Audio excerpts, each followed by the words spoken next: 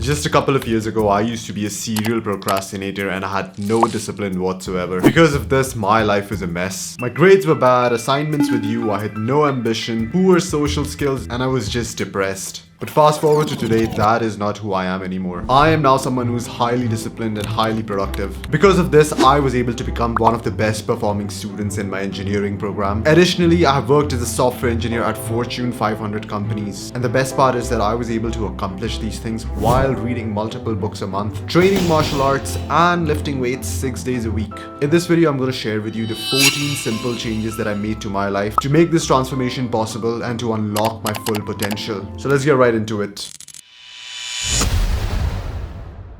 What used to happen in the past was that I used to get motivated and then I used to make earth-shattering effort for the next 3 or 4 days. I would go to the gym and just kill myself, then I would come back and try to read 10 chapters of a book. But the problem was this only lasted for a couple of days. After that, I would just give up and go back to my default life. What I've now started doing is that I prioritize consistency over intensity. I now perform most tasks at about 70% intensity. Now when I work, even though I know I can push myself for 30-40 minutes longer, or I can have more rounds on the heavy back, I don't. I have now actually created work limits for most of the tasks that I do. This process of saving some juice in your system has allowed me to remain consistent for years and not just burn out in a week and then restart from ground zero.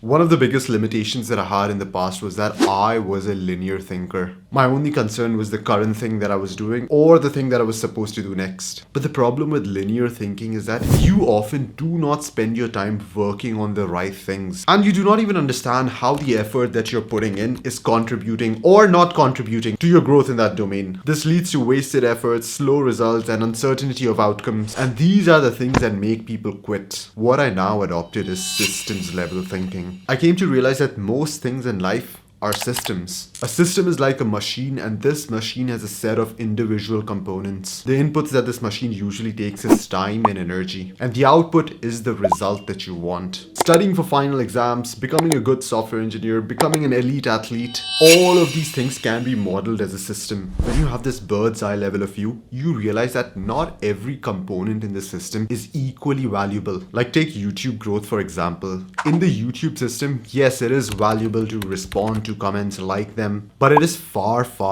more valuable to produce quality content that people naturally like and share. So once I started viewing everything as a system and understood that some components influence the results far more, that is when I started investing most of my time and energy into these select few components.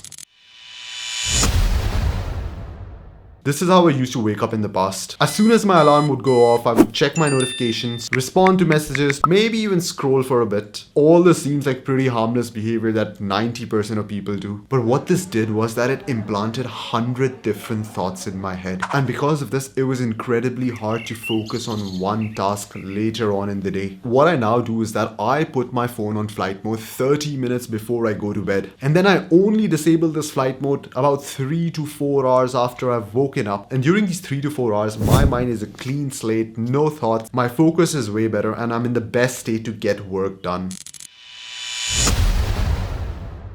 When I was a teenager and I had first come across video games, pornography, fast food, I used to think to myself that wow, these things are amazing. With just a touch of a button and a few clicks, you have access to free pleasure. But the truth was that there was no such thing as free pleasure. The price of this pleasure was the future me's happiness. Instant pleasure had destroyed my mental health and killed my ambition. So what I did was I started eliminating all sources of instant pleasure from my life. And I replaced them with delayed pleasure. Things like martial arts, reading books, lifting weights, or doing anything that is a bit challenging will produce some sort of positive emotion in your body. And when I had this abundance of positive emotion from all these productive activities, then I did not feel like accessing instant pleasure anymore. But to be honest with you, this transition from instant pleasure to delayed pleasure was a journey that took years, but it was so worth it.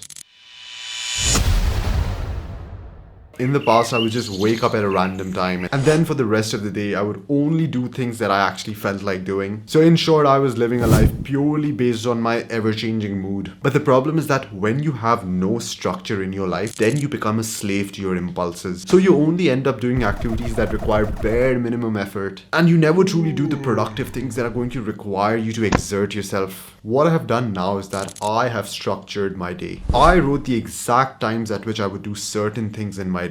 I knew that each morning I had to wake up and work on my business. I knew that each afternoon I had to train, and I knew that at this specific time I had to be in bed. When you start living your life this way by just blindly following your routine, then after a while these activities get automated and they begin to feel almost effortless because now they have become part of who you are as a person.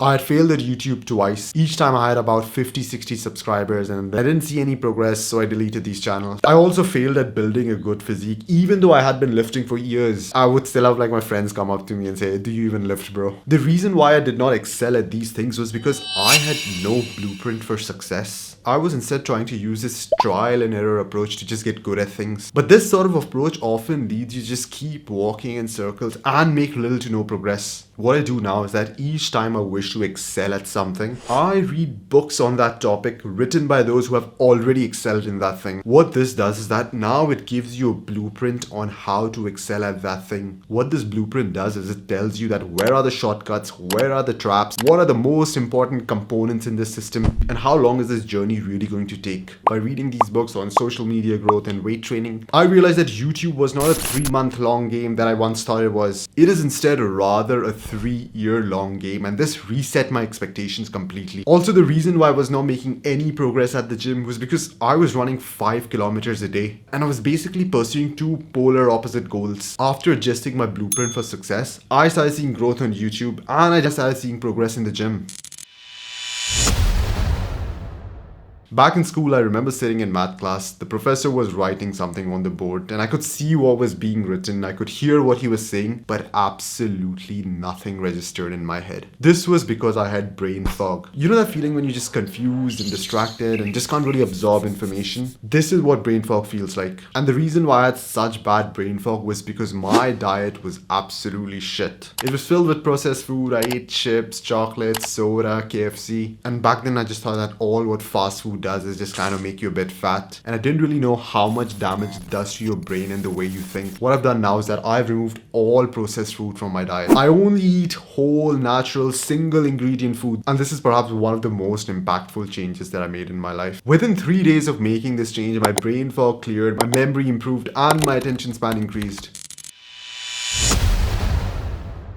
In the past, I would go to bed at random times, sometimes at 2 a.m., sometimes at 10 p.m. And this might not really seem like a big deal, right? But what this does is that it drastically reduces the quality of your sleep. So I used to wake up feeling tired, my head hurting, and the routine was absolutely destroyed. This is when I decided that I needed to have a sleep schedule. I needed to go to bed at the same time every day and wake up at the same time every day. But there was just one problem. Each time I went to bed to sleep, I just couldn't fall asleep. I would be tossing and turning around for hours. And then the next day, my alarm would ring and I would wake up sleep deprived. And this incident began my journey to become a sleep athlete. I started watching podcasts on sleep, started reading books by experts on sleep, and I realized that you could drastically improve the quality of your sleep by getting plenty of sunlight during the earlier parts of the day and dimming the lights in your room at least 2 hours before bedtime. I also started eating my meals at fixed points of the day rather than snacking at random times. Adopting these two protocols to get high quality of sleep have been a game changer for my life. I now sleep like a baby. I can literally fall asleep 5 minutes after hitting the bed. The best part is that I wake up like the Undertaker, feeling energized and refreshed. There was a time when my attention span was pretty bad. I could probably sit and focus on a task for about 20 minutes before I started getting bored or was distracted by a thought. One of the reasons why my attention span was so bad was because I was constantly doom scrolling and watching short form content. Doing this had rewired my brain to only be able to focus on something for like 30 seconds and then demand something new and exciting. So now I've made this rule for myself that I will never entertain myself with short form content. I have uninstalled every single social media the app from my phone. And since then, my attention span has just skyrocketed. I can now easily do 3 to 4 hours of deep focused work on most days. Hey there, if you found these points useful, then do drop a like. It really helps this message reach a larger number of people. And it helps my ego when I get more than 18 views. There are a number of great men who are just known to take long walks. And this is not just a coincidence. I always knew I felt something different when I would go out for a walk, especially in natural environments. So one day I started researching about what exactly happens when you walk. Turns out that your thought process is directly influenced by your environment. If all you do is that you sit in closed, restricted environments like an office or a classroom, then your thinking becomes very detailed and implementation oriented. And this is perfect if you're working on a math problem, coding, or writing a script. Think of it as painting a very fine detail on the canvas. So you're just incredibly close to the canvas. But when you go outside in high ceiling environments, then your thinking becomes open. You begin to have more creative ideas. You begin to connect different things. You begin to see things from a bird's eye view, and you understand systems way better. Think of it as now looking at what you painted, but from like an arm's length. You can see the entire picture. So what I do now is that I go out for 2 to 3 short 5-minute walks, and I schedule these walks between my deep work sessions. So if I worked on a task for 1 hour, then I would take a 10-minute walk right after it. And when I would come back, I would feel a lot more refreshed and I would perform better at that task.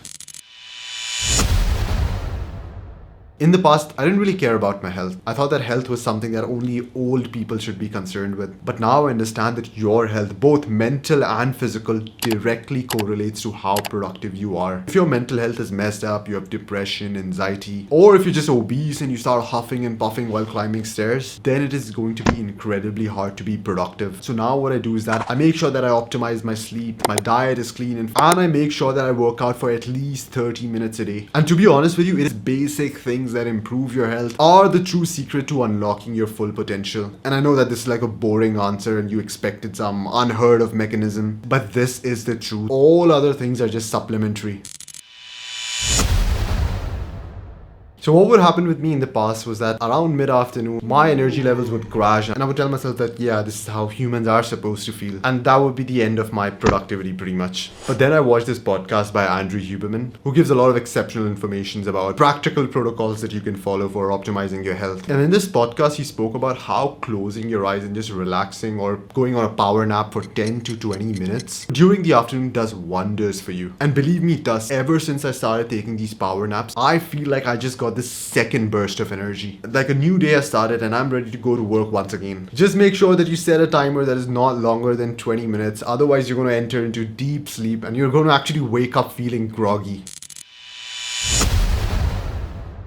In the past, I used to wake up at a typical time at around 8 to 9 a.m. and then I would try to get some work done. But right when I was in the middle of it, I would get calls from work, meetings to attend, my parents would require me to do a chore. What I realized was that this really fragmented my work session and it was not really effective. To overcome this, I couldn't just tell the world to stop disturbing me. But what I could do instead is I could operate at a time where the world was asleep. I started waking up at 4 a.m. and this was the big game changer. I got pin drop silence for 3 to 4 hours each day. I now get more done in one single day than I would previously get done in an entire week. But keep in mind that there is a price to pay for this approach. If I wanted to wake up and feel functional at such an early time, this meant that I had to go to bed as early as 8:30 p.m. So you can imagine that my social life really took a hit. What I recommend doing is that you follow this early to bed, early to rise approach for like a week or 10 days straight. And then you take a day or two off where you just focus on socializing. This way you get the best of both worlds.